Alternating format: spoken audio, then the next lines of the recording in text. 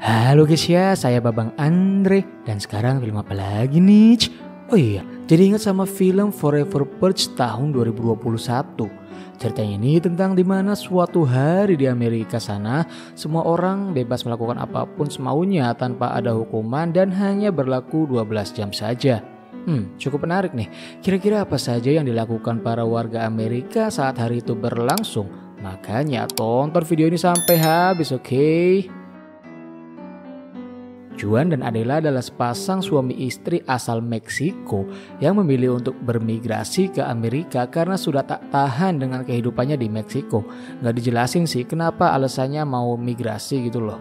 Mereka melewati perbatasan melalui sebuah terowongan yang membelah bukit dengan membayar sejumlah uang kepada orang di sana. Singkat cerita, sampailah mereka di tanah Amerika. Lalu kemudian pemandu jalan ini memberikan sebuah kartu bergambar bunga mawar sambil berkata, jika nanti kamu mendapat masalah atau kesulitan, ikuti saja tanda itu. Kira-kira apaan nih ya? Oh ya, sedikit penjelasan. Jadi menurut film ini bahwa di Amerika sana sangat kental dengan isu imigran gelap. Banyak orang Amerika yang sangat membenci para imigran ini karena dianggap mereka telah mengotori tanah Amerika. Di sana juga ada suatu aturan bernama Purge di mana semua orang bebas melakukan apapun semaunya dalam 12 jam tanpa adanya hukum yang menjerat. Nah, masalahnya hari Purge ini juga digunakan sebagian orang untuk menghabisi para imigran. Wah, kalau gitu bahaya dong buat Juan dan Adela. Singkat cerita, 10 bulan kemudian, kini Juan bekerja di peternakan kuda milik Tuan Tucker dan anaknya yang bernama Dylan. Bisa dibilang kalau si Dylan ini kurang menyukai Juan karena dia adalah seorang imigran gelap asal Meksiko. Sementara itu Adela bekerja di sebuah toko daging dan kini dia berteman dengan pria bernama Darius. Bisa dibilang sih kehidupan mereka berdua sekarang udah enak lah ya di Amerika. Gak kaya-kaya banget dah, tapi ya juga gak miskin gitu loh. Oke, by the way, 10 jam lagi akan dimulai hari yang menyeramkan itu, dan dimana kita dapat melihat banyak orang yang mulai bersiap untuk nanti malam seperti beli senjata, amunisi dan lain sebagainya. Mirip-mirip lah sama kita kalau mau lebaran. Oh iya, kalian ingat-ingat nih simbol atau logo ini ya. Tuan Tucker memberikan bonus untuk biaya perlindungan di hari Purge pada semua karyawannya. Namun justru pria bernama Kirk ini menggunakan uang itu untuk hal lain. Kira-kira apa nih guys ya? Dimulailah malam yang mengerikan ini dengan ditandai bunyi sirine dan berita dari TV. Orang-orang yang tak mau celaka akan menutup rapat pintu rumahnya agar mereka tak menjadi korban. Jadi bebas loh, ini mau ikutan rusuh atau enggaknya tuh bebas. Dylan juga was-was pada malam itu dan menyiapkan beberapa senjata untuk berjaga-jaga. Sementara itu, Juan, Adela, dan Titi bergabung bersama para imigran Meksiko lainnya di suatu rumah pengamanan agar terhindar dari kerusuhan. Orang-orang sangat bertindak anarkis mulai dari pembunuhan, pemerkosaan, penjarahan, perusakan, dan semua hal gila lainnya yang dapat mereka lakukan. Sementara itu bagi yang di dalam rumah, mereka mungkin akan aman, tapi bisa saja sewaktu-waktu mereka akan diserang juga. Di atas atap, Adela melihat segerombolan mobil yang membawa speaker berbunyi provokasi untuk menghabisi para imigran gelap.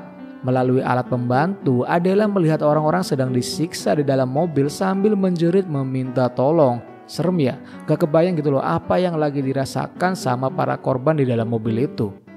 Oke guys, pagi pun tiba, tanda jika malam yang mengerikan itu telah berakhir dan hukum kembali dipulihkan. Semua orang mulai keluar dari rumah, membersihkan darah yang mengalir dan juga memindahkan jasad yang terbengkalai. Nah, ujuk-ujuk Dylan yang lagi di dalam kandang kuda dikejutkan oleh kelompok bertopeng yang menodongkan senjata padanya. Sementara itu Adela sedang menolong kambing yang terjebak di dalam kandang. Namun ketika membuka pintu, ujuk-ujuk Adela terkunci dan tak bisa keluar dari jebakan. Dua orang dengan kostum mengerikan menghampiri Adela dan bersiap untuk menghabisinya. Namun beruntung Darius datang di saat yang tepat. Adela berhasil lepas dari jebakan. Mereka pun gelut melawan kelinci jahat itu. Hingga akhirnya Adela berhasil menghabisi kelinci jahanam itu. Namun setelahnya polisi datang untuk menangkap mereka karena dikira adalah penjahat. Padahal malam Purge sudah selesai dan hukum sudah dipulihkan. Sementara itu Titi dan Juan merasa aneh ketika melihat semua kuda kabur dari kandangnya. Ternyata pria bertopeng yang menodong Dylan adalah Kirk. Kini semua keluarga Dylan sudah dilumpuhkan oleh pasukan Kirk. Dia melakukan semua ini karena merasa jika kehidupan tak adil padanya. Tuan Tucker dan keluarganya hidup bergelimang harta, sementara Kirik harus hidup dalam kemiskinan dan hanya menjadi budak dari orang-orang kaya. Istilah gampangnya, ini adalah gerakan pemberontakan melawan orang-orang kaya. Titi dan Juan mulai mengintai dan menyiapkan senjata. Sementara itu Tuan Tucker beradu mulut dengan Kirik hingga akhirnya Tuan Tucker ditembak tepat di dahinya. Titi dan Juan langsung menembaki para pemberontak itu. Setelah aman, mereka yang selamat dibawa masuk ke dalam truk yang sudah disiapkan oleh sutradara. Adela dan Darius diamankan di mobil polisi bersama orang botak gila dan satu wanita comel. Keadaan sangat chaos karena para pemain Purge kebablasan dari waktu yang sudah ditentukan. Amerika khususnya Texas dalam keadaan gawat darurat. Semua orang mengatasnamakan Forever Purge menghabisi semua orang yang ada di hadapannya, apalagi jika orang itu adalah imigran khususnya dari Meksiko. Juan dan rombongan menaiki truk menuju toko daging untuk menjemput Adela. Titi, Juan dan Harper turun, sedangkan Dylan dan istrinya yang sedang hamil tetap stay di dalam truk. Keadaan yang sangat semrawut ini membuat mobil polisi yang dinaiki Adela terjungkang karena terkena senjata RPG. Dylan melihat ada orang yang mencurigakan lalu turun dari truk. Orang bertopeng muncul tiba-tiba di kaca mobil, namun dengan sigap Dylan langsung menembak Sontoloyo satu ini yang mengganggu istrinya. Setelah itu Dylan diserang lagi dan kembali Dylan selamat setelah menghabisi orang jahat itu. Sungguh keadaan yang sangat berbahaya di seluruh penjuru kota. Padahal seluruh penjuru kota adalah tempat bermain yang asyik. Shinchan dong. Di dalam mobil, Adela hampir saja akan diperkaos sama si botak ini. Beruntung Darius membantu Adela dan langsung saja si botak ini dihabisi oleh Darius. Tanpa disangka, Juan berhasil menemukan Adela dan kini mereka kembali bersama. Mereka semua masuk ke dalam truk, namun Darius tak ikut karena dia harus menolong keluarganya. Sungguh, Darius adalah pria yang sangat pemberani. Pertanyaannya, kenapa situasi bisa sampai kacau seperti ini? Nanti akan saya jelaskan, makanya tonton video ini sampai habis, oke? Anjay. Kini mereka berada di sebuah motel. Semua orang di dalam motel sudah tewas oleh para perusuh ini. Tentara menyatakan situasi darurat di seluruh Amerika. Titi mendengar di radio jika perbatasan Meksiko dibuka untuk para pengungsi Amerika dalam durasi waktu 6 jam. Mereka pun akan ke sana dan kini gantian orang Amerika yang mengungsi ke Meksiko. Di sepanjang jalan terjadi banyak pembegalan oleh kelompok yang mengatasnamakan Forever Purge. Kini truk mereka juga ditembaki dan diperintahkan untuk menepi. Lalu Harper membentangkan sebuah bendera yang tadi kita lihat kepada para pemotor sehingga Harper dan yang lainnya diperbolehkan lewat. Bendera itu adalah simbol bentuk perlawanan terhadap para imigran. Orang Amerika yang sangat membenci imigran ingin agar tak ada lagi imigran yang berdiri di tanah Amerika. Bisa dibilang ini adalah nasionalisme yang luar biasa namun dilakukan dengan cara yang biadab. Padahal mereka hanya ingin Amerika bersih dari para imigran loh. Mereka sampai di El Paso, perbatasan Amerika dan Meksiko. Kota ini tak luput dari serangan Forever Purge.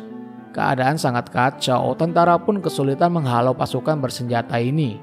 Banyak jalan yang diblokade, truk yang mereka tumpangi pun sudah mulai rusak.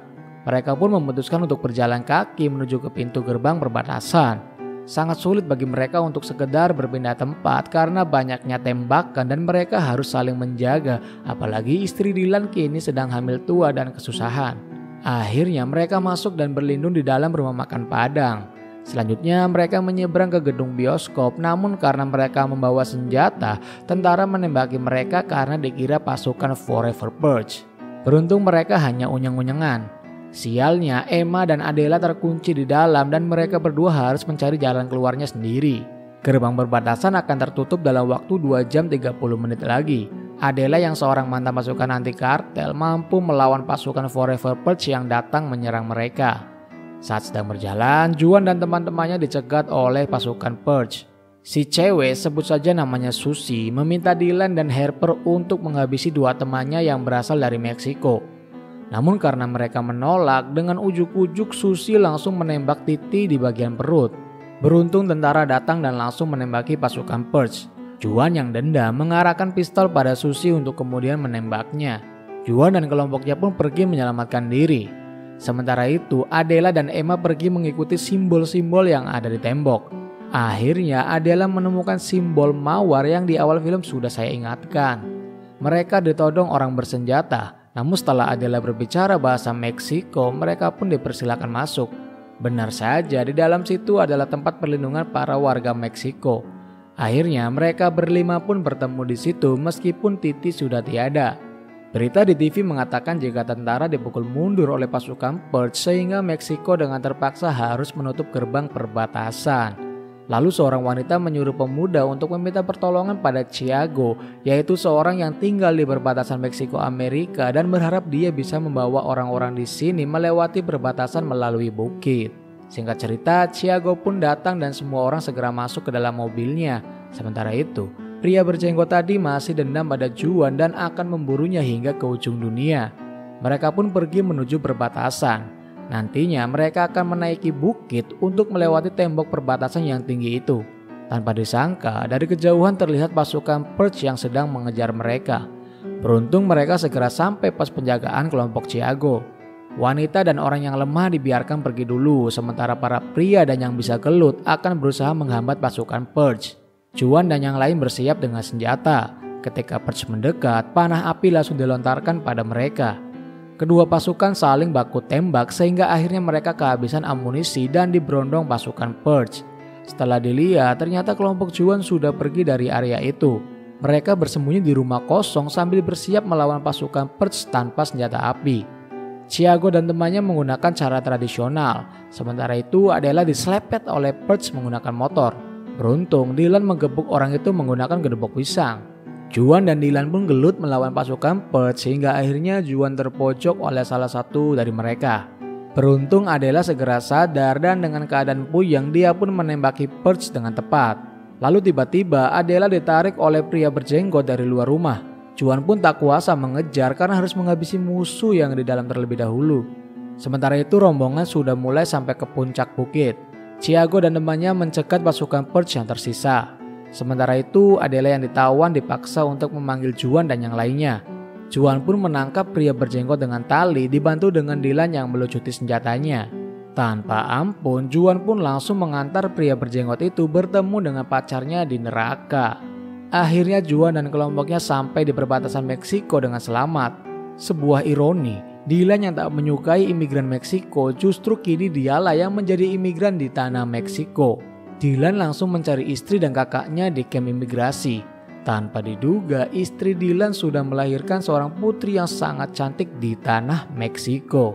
Perjuangan yang sangat berat bagi Juan dan kawan-kawan di hari yang mengerikan melawan pasukan Forever Perch yang tak punya otak itu. Saya Babang Andre undur diri. I love you.